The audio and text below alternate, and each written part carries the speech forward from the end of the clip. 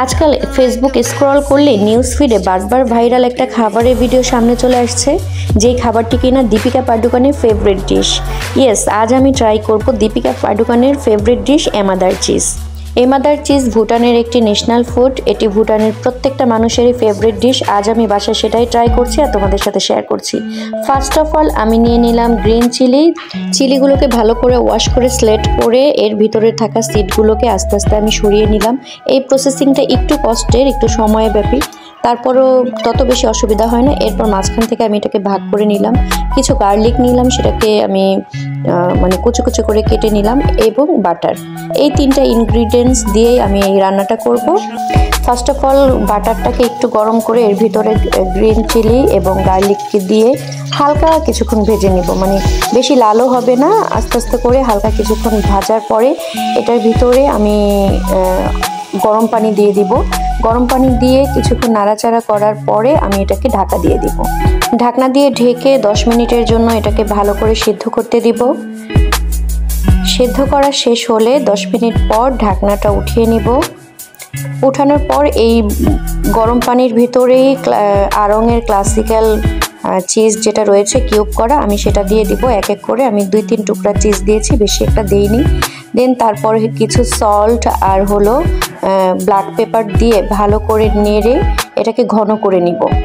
যখন ঠিক হয়ে যাবে আর এত সুন্দর স্মেল বের হয়ে গিয়েছে, ব্ল্যাক পেপার আর হলো চিজের কম্বিনেশনে এত সুন্দর। মাত্র 10 মিনিটেই আমার রেসিপি এমাদার চিজ রেডি। এখন আমি খাবার খাবো ভাতের সাথে, গরম গরম ভাতের সাথে আমি সার্ভ করব এমাদার চিজ।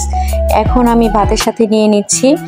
আর এটার স্বাদটা আমি যদি আমার এক্সপ্রেশনটা দেখাতে পারতাম, যেহেতু আমি আমার এক্সপ্রেশন দেখাতে পাচ্ছি না, কিন্তু বলতে পারতেছি সো গুড।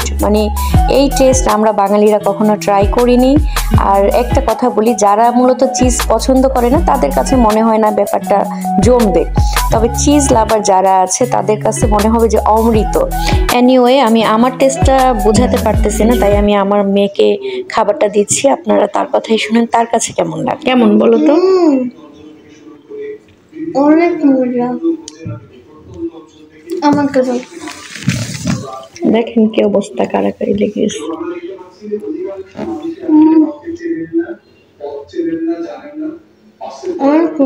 আচ্ছা, যেহেতু আমাদের চিজ ডিশটি সম্পূর্ণ চিলি দিয়ে করা, আসলে চিলিস হলে কি হবে, মনে হচ্ছে যে খুব বেশি স্পাইসি হবে, কিন্তু বিলিভ মি, জাস্ট এটার ভিতরে কোনো স্পাইসি নেই।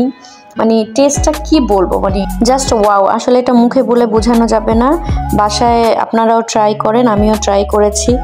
হয় এটা কেউ খেয়ে বলবে ওয়াও, জাস্ট ওয়াও, অথবা কেউ বলবে পুরো স্পিচলেস হয়ে যাবে। এটার টেস্টটা এতই মজা।